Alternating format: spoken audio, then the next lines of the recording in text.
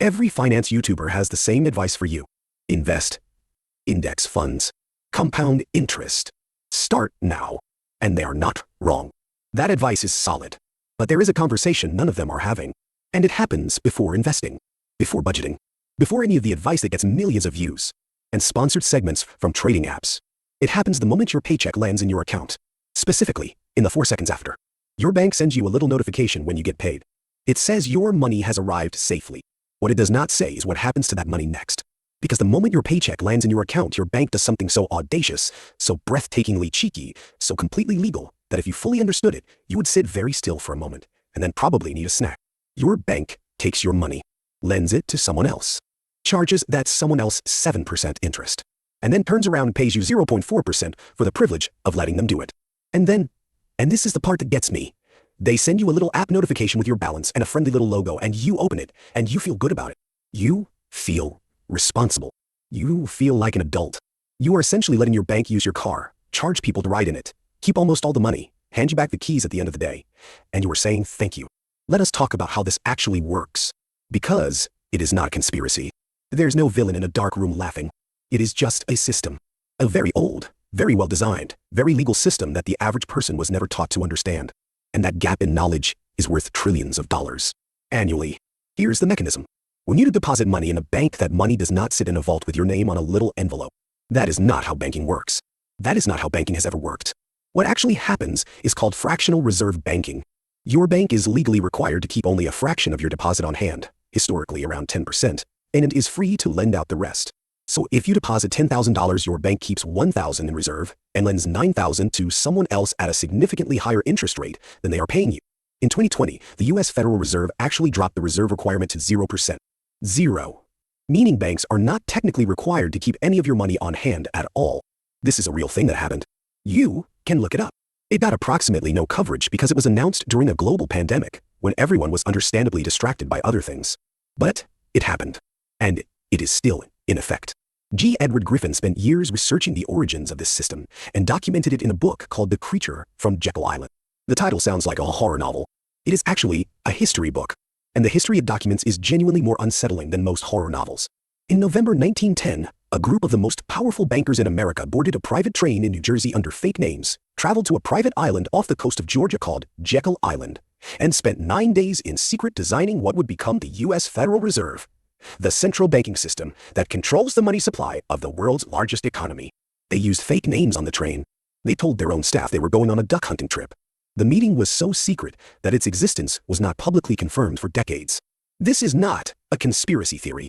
This is documented history. Nelson Aldrich, Paul Warburg, Frank Vanderlip. The names are in the congressional record. Griffin just connected the dots in one place, and the result is a book that makes you look at your bank statement slightly differently. But let us bring this back to your actual life. Because Jekyll Island was a long time ago, and you have got rent to pay. Here's what the banking system does to you specifically today in the most ordinary version of your financial life. You earn money. Your employer deposits it into your account. Your bank immediately begins lending that money to other people at rates between 6 and 25% depending on whether those people are buying a house or slowly destroying their credit score with a department store car. Meanwhile, you are earning somewhere between 0.4 and 5% on your savings if you have a high yield account and remembered to switch to it. The average person does not have a high yield account. The average person has whatever account their bank opened for them when they were 17 and has never thought about it since. The spread between what your bank earns on your money and what it pays you is called the net interest margin. It is how banks make most of their profit. In 2023, the top US banks collectively made over $200 billion in net interest income.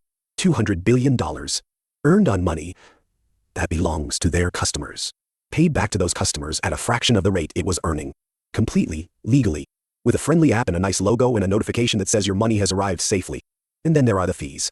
The average American pays around $250 a year in bank fees, overdraft fees, monthly maintenance fees, foreign transaction fees, minimum balance fees, which is genuinely just a fee for not having enough money, which feels like a very specific kind of punishment.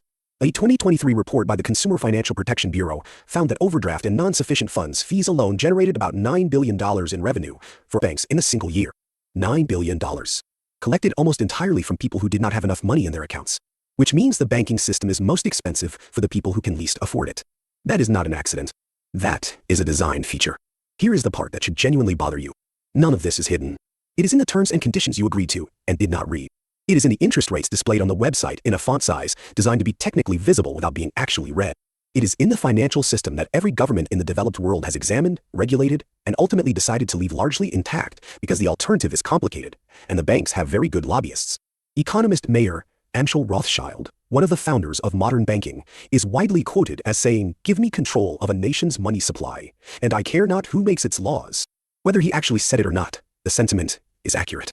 Whoever controls the flow of money in an economy has a structural advantage over everyone else in that economy. And that structural advantage compounds every year, quietly, in your account, under your name. So what do you actually do with this information?